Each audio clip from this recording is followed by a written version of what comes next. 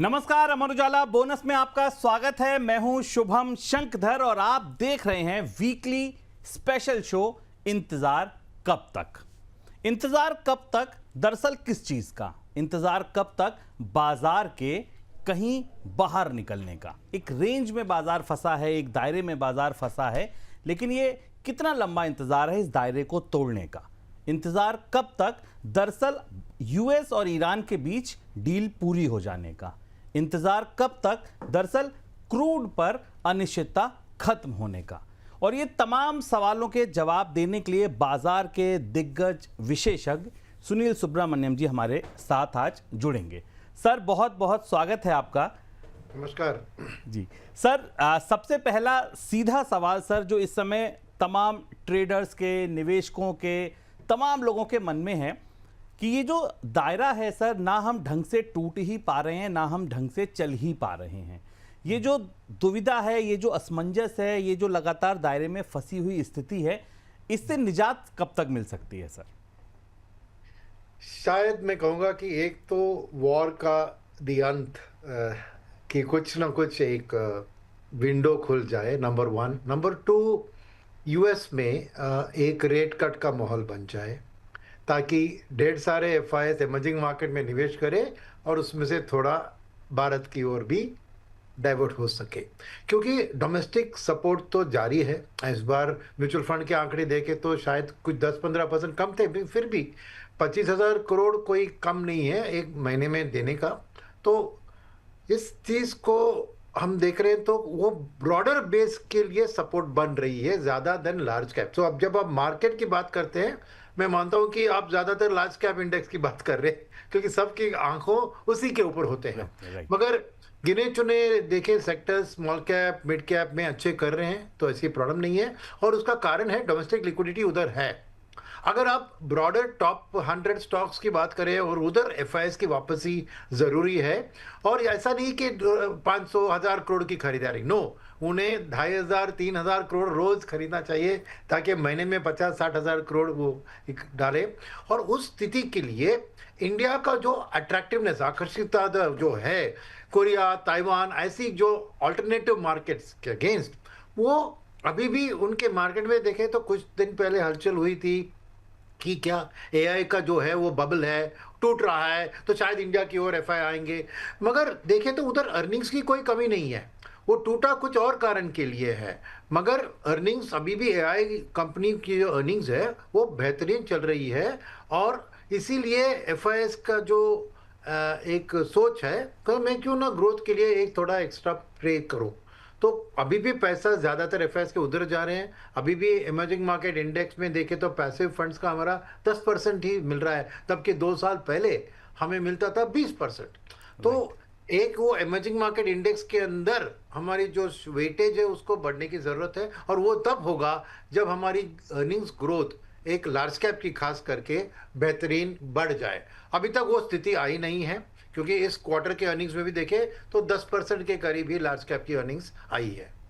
बिल्कुल। तो देखिए, ये है डोमिनो इफेक्ट। सर का कहना है कि एक एक चीज़ अगर सुधरेगी, पहले वॉर ठंडी हो, उसके बाद जब वॉर ठंडी होगी तो अमेरिका में रेट कट का, महंगाई कम होगी तो रेट कट का एक सिनेरियो बनेगा। रेट कट का सिनेरियो बनेगा तो एफआईआईज आएंगे। एफआईआईज आएंगे तो सिंपल सी बात है कि आज जहां हमें 10% पैसा मिल रहा है, ज़्यादा मिलेगा। तो इंतज़ार कब तक? इंतज़ार तब तक जब तक कई फ्रंट पे चीज़ें सही नहीं होंगी। सर, अब एक एक करके जो ये चीज़ें आपने 4-5 चीज़ें बताई, इनको थोड़ा सा खोलकर समझने की कोशिश करेंगे। पहले आते हैं अर्निंग्स पर।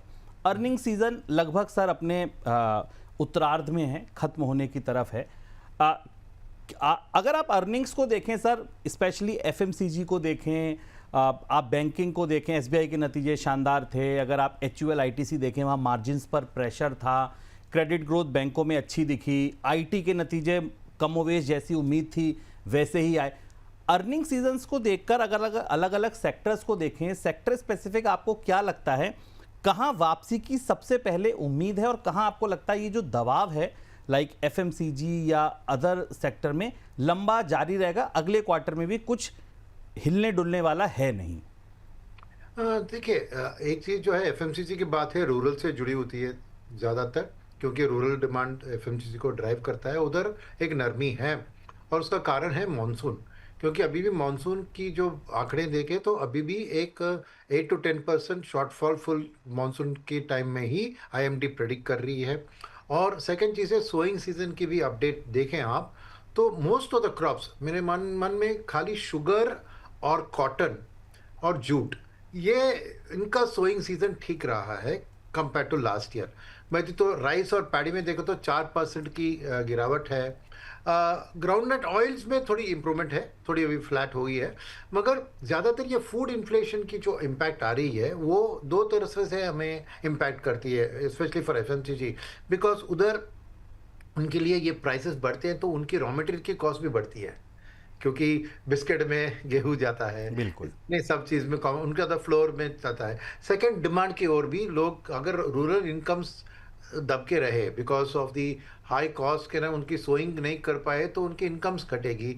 तो ये मॉनसून का मैंने देखा कि करीबन वाइल ओवरऑल सोइंग ठीक लग रहा है, कुछ पॉकेट्स में हैं जैसे जहाँ पर एक शॉर्टफॉल है, इसलिए एफएमजी में वो नरमी जारी है।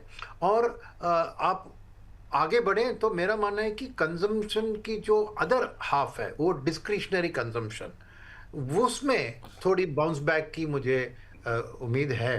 क्यों मैं मान रहा हूँ कि अभी तक जो आरबीआई के आंकड़े हैं, मैं देख रहा हूँ कि ये 88 के आसपास जो क्रूड चल रही है, फूड इन्फ्लेशन और मिलाकर सीपीआई जो 4.4 पे चल रही है, आरबीआई कुछ ढेर रेट हाइक की बात नहीं करेगी या टाइटनिंग की बात नहीं करेगी मेरे मन में।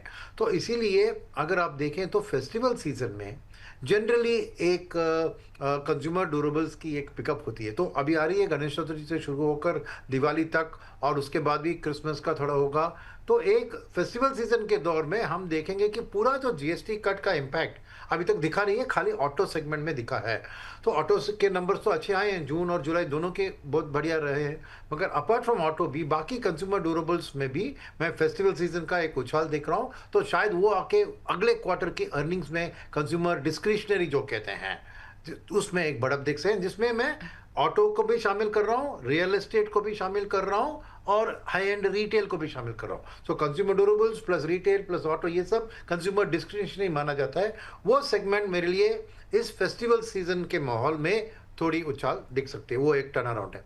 सेकंड, बैंक्स की जैसे आपने बताया क्रेडिट कोड अच्छी रही, डिपॉजिट ग्रोथ भी पहले कमी की जो डर था वो नहीं है, अभी डिपॉजिट ग्रोथ भी अच्छा चल रहा है, मगर महंगा है बन रहा है उनके लिए, इसलिए नेट इंटरेस्ट मार्जिन पे उनकी थोड़ी प्रेशर दिख रही थी। इसलिए बैंक्स के स्टॉक्स के ऊपर हमने उतना पॉजिटिव असर नहीं देखा जितना एक क्रेडिट ग्रोथ की अच्छी स्टोरी से होना था। मगर जैसे ही आगे बढ़ेंगे हम, मेरा मानना है कि लेंडिंग रेट्स अभी गिरने की तो इसमें नहीं है, तो अल्टीमेटली बैंक्स की लोन ग्रोथ अगर बढ़ती है तो इवन निम थोड़ी कंप्रेस होती है, फिर भी आपको margin into quantity of lending no, वो होता है प्राइस इनटू क्वांटिटी, वो बढ़कर ईपीएस अच्छी आने की क्षमता है। तो मेरे लिए बैंकिंग के भी मैं पॉजिटिव हूँ, स्पेशली नियर टर्म में मैं प्राइवेट सेक्टर बैंक और एनबीएफसी जो लेंडिंग क्षेत्र में है उसके ऊपर पॉजिटिव। तो ये भी मुझे लिए एक अच्छी बाउंस बैक, क्योंकि देखिए बैंक्स के ऊपर और दबाव क्या था एफआईएस की निकालने में, लार्ज कैप इंडेक्स में 30-35% बैंकिंग स्टॉक्स होते हैं ना, तो इसके कारण ही उधर दबाव ज्यादा पड़ा है, जो आने वाले महीनों में मुझे लगता है कि एक मीन रिवर्जन होकर वापस बाउंस हो सकती है। तो मेरे लिए ये दोनों सेक्टर्स लीड कर सकते हैं अगले क्वार्टर की रेवेन्यू को, और जिससे मार्केट का मूड में थोड़ी बदलाव आप एंटिसिपेट कर सकते हैं। चलिए, तो सुनील सर पॉजिटिव हैं ऑटो पर, सुनील सर पॉजिटिव हैं उन सेक्टर्स पर जहां पर बड़ी खरीदारी आ सकती है, चाहे ऑटो हो, चाहे रियल एस्टेट हो, चाहे कंज्यूमर ड्यूरेबल्स में ऐसी कंपनीज जो वाइट गुड्स और इस तरीके की चीज़ों में आती हैं, वहां ज़्यादा बेहतर दिख सकता है। लेकिन सर इस पार्टी में खलल डालने के लिए इन्फ्लेशन कितना बड़ा फैक्टर होगी? हमने देखा कि सीपीआई इन्फ्लेशन लगातार बढ़ रही है, राशन पे सर ज़्यादा खर्चा हो जाएगा तो सीधी सी बात है कि जो दूसरे खर्चे होंगे या जो दूसरी बाइंग होगी उसको कहीं ना कहीं टालना पड़ेगा। दूसरी चीज़ सर, रुपी जिस तरीके से कमज़ोर है, इम्पोर्टेड इन्फ्लेशन लगातार एक कंसर्न बना हुआ है हमारे लिए, जो त्योहारों पर एक बड़ा चंक होता है। आपको क्या लगता है, क्या आपकी समझ कहती है कि हालांकि आरबीआई ने अपनी रीसेंट पॉलिसी में ये कहा है कि पूरे साल की इन्फ्लेशन ओवरऑल नीचे रहेगी, अभी अगले 1 क्वार्टर 2 क्वार्टर एलिवेट रहेगी। वो भी जहां एलिवेशन देख रहे हैं वो त्योहारी सीजन का ही चरम होगा। इन चीजों को सर अगर हम एक जगह रखकर देखें तो महंगाई के आंकड़ों की रोशनी में आरबीआई के परिदृश्य में आपको कितना लगता है कि ये हिट कर सकता है या डेंट कर सकता है हमारी इस थ्योरी पर? ज्यादा नहीं। मेरे को आरबीआई ने पिछले पॉलिसी में भी कहा था, वो करीबन 95 के क्रूड प्राइस को लेकर अपने आंकड़े को प्लान कर रहे थे। सेकंड, आरबीआई ने भी ग्रोथ के आंकड़े 10 बेसिस पॉइंट्स बढ़ा दिए, तो उनकी भी आउटलुक भी पॉजिटिव है। सेकंड चीज है, तीसरे क्वार्टर में Q3 में उन्होंने 5.9% का अनुमान लगाया इन्फ्लेशन का। तो 6% उनके लिए एक लक्ष्मण रेखा होता है, तो अगर 6 पार भी जाती है, और 5.9 to 6 बहुत ज़्यादा आपको चेंज होने की ज़रूरत नहीं है, 6 पार। बट क्या 6 पार करने पर इमीडिएटली आरबीआई रेट हाइक करेगी? मेरा मानना है नहीं, क्योंकि ये जो नए गवर्नर हैं उनकी पहले से स्टांस रही है ग्रोथ सपोर्टिव, लिक्विडिटी सपोर्टिव रहे हैं वो, और फ्रंट लोड भी किया था उन्होंने रेट कट्स को पहले। तो मेरा मानना है कि वो रेट हाइक करने से बहुत सोचेंगे। इतनी आसानी से जस्ट 1 क्वार्टर में आपको इन्फ्लेशन बढ़ गया इसके लिए जाके वो रेट हाइक नहीं करेंगे। वो कॉन्शियस है कि देश में ग्रोथ और इन्फ्लेशन की बैलेंस को मेंटेन करने की ज़रूरत है, और जिस इंपॉर्टेंट इन्फ्लेशन की बात की उसको एड्रेस करने के लिए देखिए उन्होंने बहुत सारे स्टेप्स लिए गए थे प्रीवियस पॉलिसी में ही, जिसका असर धीरे धीरे दिख रहा है। जैसे एफसीआर डिपॉजिट्स के लिए जो उन्होंने हेजिंग का बैंक्स को कवर दिया था कि हम कर लेंगे हेजिंग उस कॉस्ट के लिए, तो उसके कारण देखिए ऑलरेडी करीबन $40 बिलियन तक आ चुके हैं, और 1.5 महीना बाकी है, क्योंकि सितंबर 30 तक ये एफसीआरबी विंडो खुला रहेगा। तो उम्मीद है कि ये दुगना हो सकता है। तो अगर 80-90 बिलियन डॉलर एफसीआरबी ईसीबी रूट के जरिए मिल गए तो रुपये के दबाव के ऊपर वो एक बहुत बड़ा सपोर्ट होगा। दूसरी बात है कि एफआईएस के लिए भी राहत दिया गया था, डेट एफआईएस के लिए। तो जून महीने में आंकड़े बड़े थे 40,000 करोड़, जुलाई में दब गए बिकॉज 2 चीज़ हुए। एक, यूएस की इंटरेस्ट रेट्स अभी हाई है, तो इंडिया यूएस की डिफरेंशियल जो है 2% या 2.1%, वो उनके लिए उतनी अट्रैक्टिव नहीं लग रही। सेकेंड, वो ब्लूमबर्ग इंडेक्स में एक शामिल होने की उम्मीद थी, वो नहीं आई। बट फिर भी आप देखें तो टैक्स के हटने के कारण एक आउटलुक के G-Secs में एफआईएस की थोड़ी वापसी आने वाले दिन में, of course based on the currency का फॉरवर्ड प्रीमियम और इंटरेस्ट रेट मूवमेंट भी चलेगी, मगर वो आ सकता है। तो रुपये के लिए सपोर्ट करने के लिए इमीडिएट शॉर्ट टर्म में मैं देख रहा हूं कि ये दोनों चीज एफआईआई की फ्लोज और एफसीआरबी फ्लोज आके सपोर्ट दे सकते हैं। तो मेरा इन रुपये की वीकनिंग बहुत ज्यादा होकर इस इंपोर्टेड इन्फ्लेशन को और बढ़ाएगी, ये उम्मीद नहीं है। तो ठीक ठाक रहेगी। करेंसी का मैनेजमेंट अच्छा किया है आरबीआई ने, तो इस हिसाब से करेंसी के कारण भी उनको रेट हाइक करने की मोहलत नहीं पड़ेगी। तो मैं शांत हूं कि आरबीआई पॉलिसी में इवन अकोमोडेटिव से थोड़ी उसको टाइटनिंग पॉलिसी बताएगी, मगर रेट हाइक के ऊपर नहीं उतरेगी। तो ये मार्केट के लिए एक शांति की चीज़ होगी। सेकंड, जो इन्फ्लेशन का आपने डिमांड के ऊपर असर बताया, देखिए रूरल में ज़रूर उसका पड़ेगा because, but at the same time अब देखें तो अगर फूड के प्राइसेस बढ़ते हैं तो वो इंक्रीज्ड प्राइस का बेनिफिट भी रूरल को ही जाता है, फार्मर्स को जाता है। राइट। तो इसीलिए इस रूरल में फूड इन्फ्लेशन का मेरा मानना है कि उनकी इनकम्स भी जब हार्वेस्ट होती है बढ़ सकती है। जब खरीफ का हार्वेस्ट होता है और 2 महीने में, तो आपको उस इनकम फ्लो से भी थोड़ा बहुत रिस्पाइट मिलेगा। तो मैं इतना डर नहीं रहा हूं कि इन्फ्लेशन के आंकड़े के कारण आरबीआई एक रेट हाइक की और बढ़ेगी, और उस रेट हाइक हो गया तो ज़रूर मार्केट उसको नेगेटिव लेगी, इसमें कोई दौरा नहीं है। मगर मेरा मानना है कि उसका प्रोबेबिलिटी बहुत कम है। सर, एक चर्चा जो इन दिनों, अभी मैं लास्ट वीक जब मुंबई था 2 फंड मैनेजर्स के साथ इंटरेक्शन में, एक चर्चा उभर के आई सर। अब ये कितनी आपको लगता है इसमें कितना दम है इस थ्योरी में, मैं इस पर आपकी टिप्पणी चाहूँगा। ये जो एफसीएनआरबी की आपने बात कही, आरबीआई की तरफ से ये भी कहा गया कि इसको प्री मैच्योरली शायद बंद कर देंगे क्योंकि अच्छा रिस्पॉन्स मिल गया, $52 बिलियन से ज़्यादा अब तक आ चुका है।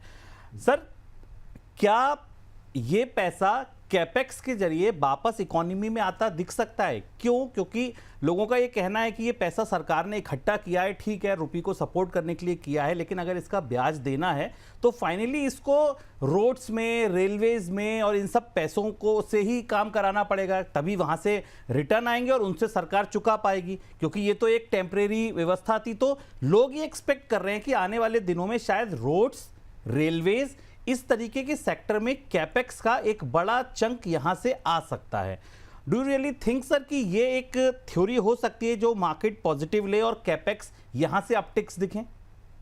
देखिए, टू सम एक्सटेंट मैं 100% सहमत नहीं हूं इसमें। देखिए, एक बैंक एफसीआरबी डिपॉजिट उठा रहा है, तो आरबीआई ने क्या कहा है उनसे कि मैं तुम्हारा कैपिटल जो उठा रहे हो उसको मैं प्रोटेक्ट करूंगा in the foreign currency hedge. आपको वो फॉरेन करेंसी रिस्क लेना नहीं जरूरी है, मगर जो इंटरेस्ट पेमेंट है वो बैंक के लिए ओपन है, माने उसको हेज नहीं कर रही है आरबीआई, राइट? तो बैंक को वो रिस्क है, तो बैंक क्या कर सकती है? 3 चीज कर सकती है। एक, डॉलर में डिपॉजिट आया तो एक्सपोर्टर्स को वो पैसा फाइनेंस कर सकती है ताकि डॉलर टू डॉलर मैच हो गया, राइट? उतना हद तक उनको इंटरेस्ट का भी कवर मिल जाएगा, बिकॉज इंटरेस्ट को डॉलर में मिलता है, तो वो पैसा देश के अंदर एक्सपोर्टर्स को जाएगी, ऐसा एक्सपोर्ट पैकिंग क्रेडिट और those kind of loans, right? तो वो उतना कैपेक्स में उतना वो पैसा नहीं जाएगी, क्योंकि एक्सपोर्ट में ज्यादा कैपेक्स की नहीं होती है, वो एक मोर वर्किंग कैपिटल का फाइनेंसिंग होता है, नंबर 1। नंबर 2 बात है कि इनको जो एफसीआरबी डिपॉजिट मिल रहे हैं वो सब लॉन्ग टर्म के लिए मिल रहे हैं, 3-5 साल, तो उस तरह से उनको एसेट लायबिलिटी मिसमैच नहीं होना है, तो उनको भी वही ट्रेंड के लोन देना चाहिए। तो जितना हद तक वो अंदर लाते हैं पैसा, और आरबीआई की प्रोटेक्शन है कि कैपिटल के ऊपर हम करेंसी का जो आपको रीपे करना है आरबीआई दे देगी डॉलर, तो इस हालत में डेफिनेटली वो कैपेक्स को सपोर्ट कर सकती है, बिकॉज 3 से 5 साल का लोन कैपेक्स के लिए होता है। तो ये सेकेंड चीज है कि डेफिनेटली ये 55 बिलियन डॉलर, 60 बिलियन तो हो जाएगा। तो इतना पैसा को रुपये में आप कन्वर्ट करोगे तो उतना पैसा कैपेक्स के लिए लेंडिंग के तौर पर जरूर इंडियन बैंकिंग सिस्टम से आ सकता है।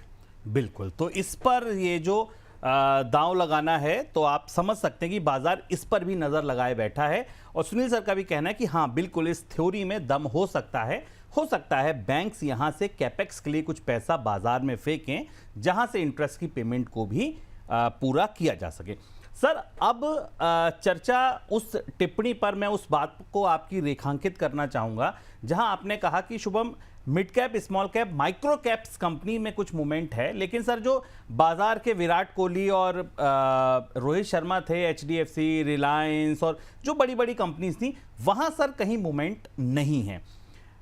इसकी एक झलक सर इस बार म्यूचुअल फंड के जो नंबर आए उसमें भी दिखी। 3 साल में पहली बार ऐसा हुआ कि लार्ज कैप फंड से आउटफ्लो है, जबकि 56% पैसा टोटल म्यूचुअल फंड का स्मॉल कैप और मिड कैप में जा रहा है। सर, इसको बाजार के डायनेमिक्स को शिफ्टिंग के लिहाज से अगर समझें तो आपको क्या लगता है कि अब जो बाजार हो गया है वो दरअसल कुछ समय के लिए इंडेक्स स्पेसिफिक नहीं लेकिन स्टॉक स्पेसिफिक हो गया है, और बेटर तरीका यह है, फंड मैनेजर शायद ये समझ रहे हैं या समझाने की कोशिश कर रहे हैं कि ठीक है सेंसेक्स निफ्टी नहीं चल रहा लार्ज कैप की वजह से, कोई बात नहीं, बट स्टॉक स्पेसिफिक मौके हैं, और ऐसे में आपके लिए निवेशकों के लिए क्या सर सलाह रहेगी कि म्यूचुअल फंड में इस समय जाना ज़्यादा बेटर रहेगा? डेफिनेटली सेकंड सवाल का मैं जवाब दूंगा कि डेफिनेटली म्यूचुअल फंड में जाना बेहतर होगा, बिकॉज स्टॉक स्पेसिफिक टाइम है, बहुत सही है, मगर एक रिटेल निवेशक के लिए वो स्टॉक को जज करके क्या बहुत महंगा है, क्योंकि आज क्या हुआ है कि जिसकी भी अच्छी ग्रोथ दिख रही है उसकी वैल्यूएशन जबरदस्त बढ़ गई है। डिफेंस की उठा लीजिए, ये उठा लीजिए, जहाँ पे आपकी रेवेन्यू का गाइडलाइन दिख रहा है अच्छा, वहाँ पे ऑलरेडी प्राइस बढ़ जाती है, तो रिटेल वहाँ पर जाके फंस सकते हैं, तो इसलिए म्यूचुअल फंड में जाना बेहतर है। सेकंड चीज़ जो आपने कहा कि 56% मिड एंड स्मॉल कैप में है, अब खास करके ये भी देखिए कि 24,000 करोड़ म्यूचुअल फंड को मिले थे, मगर 31,000 करोड़ SIP के जरिए आए थे, राइट? तो माने क्या है कि आपको लमसम में नेगेटिव हो रहा है, लमसम ने पीपल रिडीम कर रहे हैं, जैसे आपने कहा लार्ज कैप में रिडीम कर रहे हैं, क्योंकि वो नाराज है कि लार्ज कैप में रिटर्न नहीं बना, और स्मॉल कैप में actually month on month inflow बढ़ी है, राइट? बिल्कुल। तो मैं क्या कह रहा हूं कि ये SIP के बना, और ज्यादातर SIP 65 से 70% SIP 5 साल से ज्यादा टाइम फ्रेम के लिए डालते हैं लोग, तो उस हिसाब से आप देखें तो फ्यूचर में फंड मैनेजर के हाथ में भी पैसा आ रहा है, जो मिड एंड स्मॉल कैप खरीदने लायक पैसा आ रहा है। तो ये एक लार्ज कैप के लिए एक विशियस सर्कल और स्मॉल एंड मिड कैप के लिए वर्चुअस सर्कल बन गई है। समझ रहे हैं आप? पैसा ही उधर आ रहा है तो उसी को खरीदना है, तो इसलिए वो है, पैसा इधर निकल रहा है तो उसको बेचना है। उसको बेचना है। प्रॉब्लम क्या है इसमें कि ये सब हो रहा है क्योंकि आज डोमेस्टिक इंस्टीट्यूशनल इन्वेस्टर्स डीआईएस वो मार्केट की हालत को कंट्रोल कर रहे हैं। राइट, करेक्ट, बिकॉज एफआईएस तो एब्सेंट है। राइट, तो इस हालत में आपको mid and small caps definitely बेहतर परफॉर्म करेंगे, और फंड मैनेजर अपनी जो एनालिसिस, रिसर्च और एक डाइवर्सिफिकेशन का कॉन्सेप्ट रख के उसी क्षेत्र में डालेंगे, तो उनका थिंकिंग ऑलवेज एक रिटेल इन्वेस्टर से आगे होगा, इसलिए उनको उधर डिपेंड करना बेटर होगा। तो तीसरी बात क्या है कि आज की स्थिति है, अगले महीने की भी ये स्थिति है, 6 महीने के बाद भी शायद यही स्थिति होती है, मगर क्या साल के बाद ऐसी होगी, 1.5 साल के बाद ऐसी होगी, पता नहीं। तो इसलिए मेरा मानना है कि ये वाली हालत जो हो रही है कि दिग्गज कंपनियां नहीं चल रही है और छोटी मोटी कंपनियां जिसका नंबर्स अच्छे हैं वो बेहतरीन भाग रहे हैं, तो ये स्थिति में पलट आएगी जब जिस दिन, जो मैंने पहले बात किया थी, जिस दिन एफआई वापस आएंगे। जब एफआई वापस आएंगे वो ये छोटे मोटे शेयर को नहीं खरीदने वाले हैं, वो वापस वो दिग्गज को ही खरीदेंगे। मगर वो इंतजार उस दिन का है, जैसे आपके टाइटल का, प्रोग्राम का टाइटल भी है, इंतजार कब तक। जब एफआई वापस आएंगे तो फिर लार्ज कैप स्टॉक्स में रुझान आएगी, क्योंकि जब एक एफआई आता है वो देखता है कि देश में दिग्गज कंपनी कौन सी है जिसकी फ्लोटिंग स्टॉक ज्यादा है, ताकि मेरी बाइंग आके उस प्राइस को बढ़ा न जाए और मैं बेच रहा हूं तो उसको गिरा न जाए। तो उस दिन से लार्ज कैप भी परफॉर्म करना शुरू करेगी।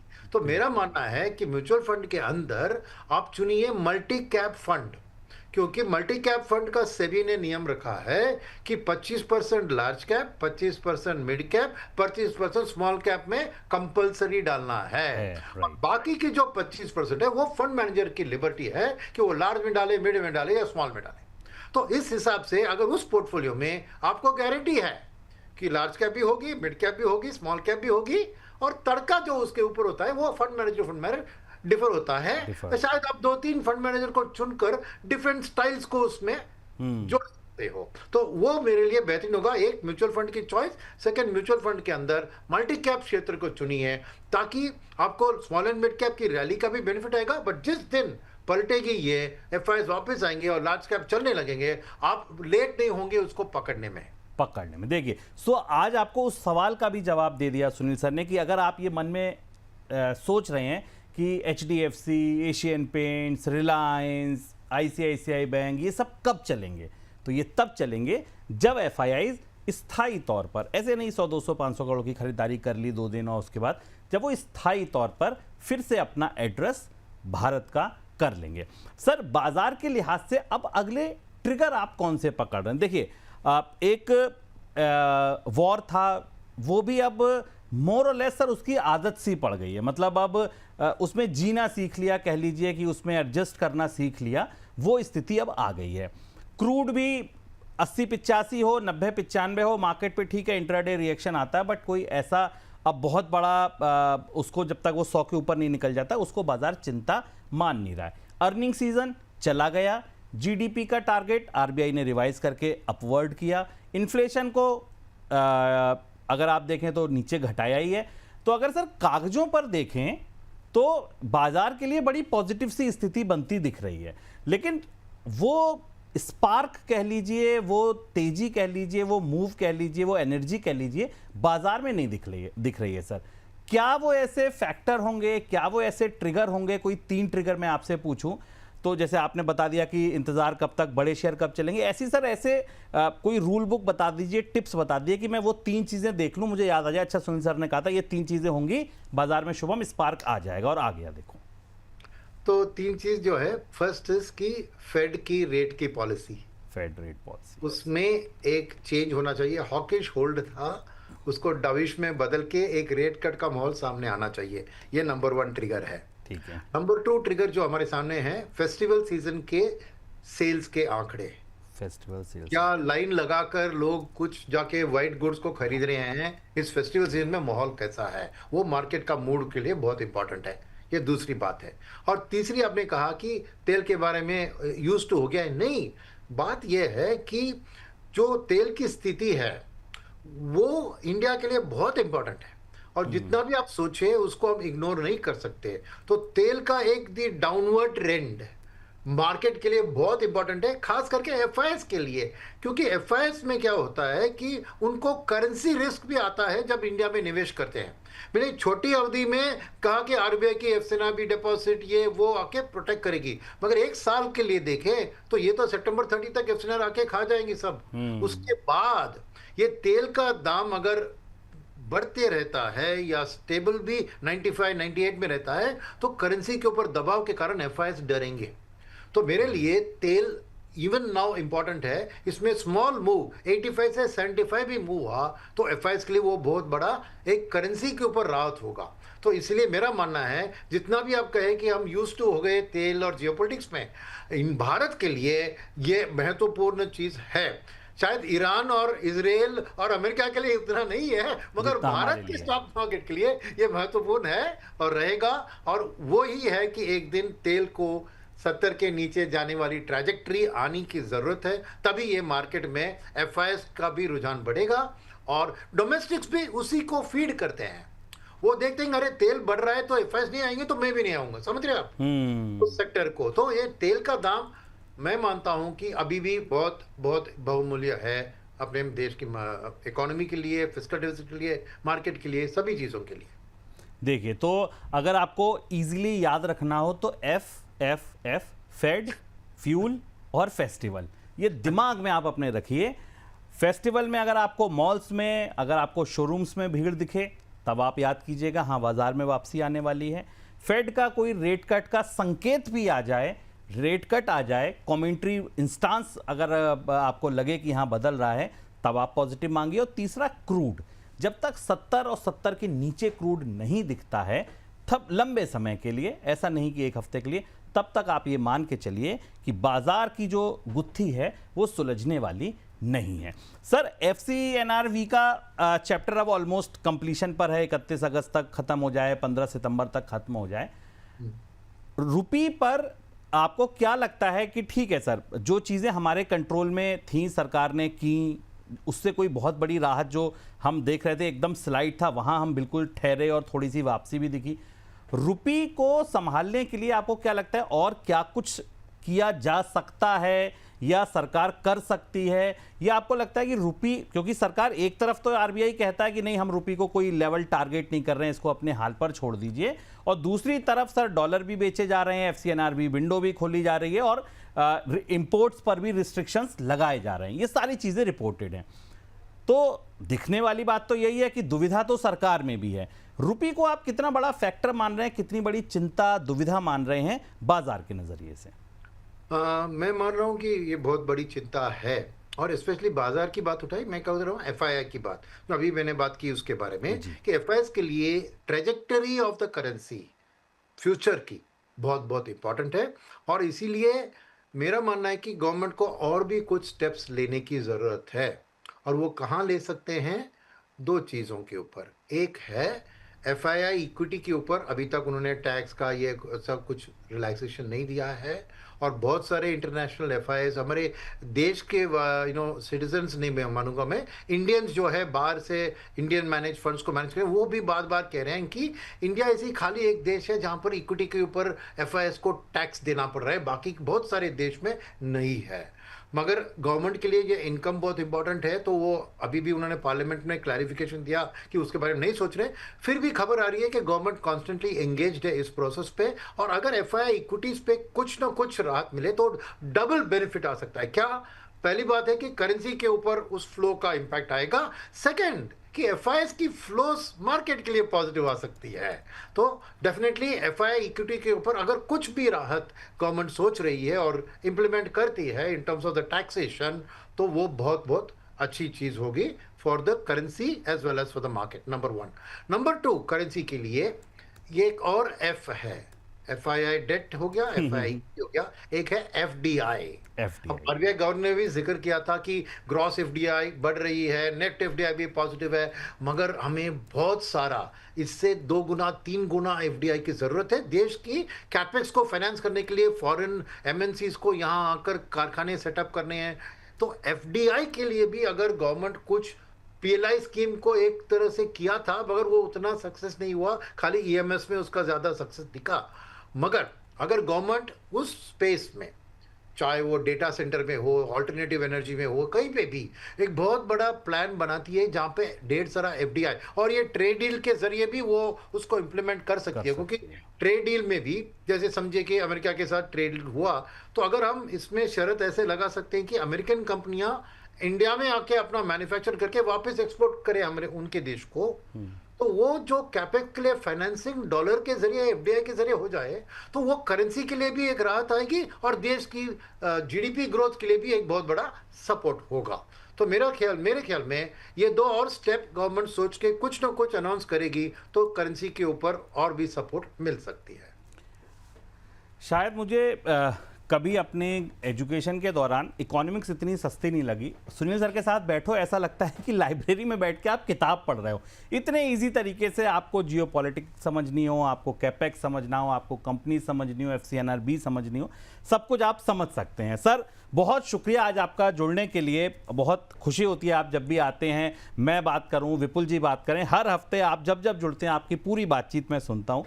बहुत शुक्रिया आपका बोनस को समय देने के लिए, बहुत बहुत शुक्रिया सर, धन्यवाद। चलिए, तो ये था हमारा खास सेगमेंट इंतजार कब तक, और इसमें आपको सारे बड़े इंतजार मिले कि कब खत्म हो रहे हैं। और 3 चीजें जो मैं इस इंटरव्यू के अंत में कहना चाहूंगा। सबसे इंपॉर्टेंट बात इसमें जवाब है, कब चलेंगे एचडीएफसी, कब चलेंगे एशियन पेंट, कब चलेंगे आईसीआईसीआई जैसे, रिलायंस जैसे शेयर। दूसरा, बाजार के लिए अब अगले 3 बड़े ट्रिगर क्या हैं? फेड, फ्यूल, फेस्टिवल, याद रखिएगा। तीसरा, एफसीएनआरबी के विंडो के जरिए बाजार में कुछ कैपेक्स आ सकता है। ये चर्चा ध्यान रखिएगा, आपको बोनस के अलग अलग कार्यक्रमों में हम इस पर जिक्र कर रहे हैं, और आज सुनील सर की भी इस पर मोहर लगी है। चौथा, रुपये को संभालने के लिए क्या कुछ हो सकता है, ये भी आज की पाठशाला में आपको पता चल गया। फिलहाल इस कार्यक्रम में इतना ही। आप बने रहिए अमर उजाला बोनस के साथ। नमस्कार।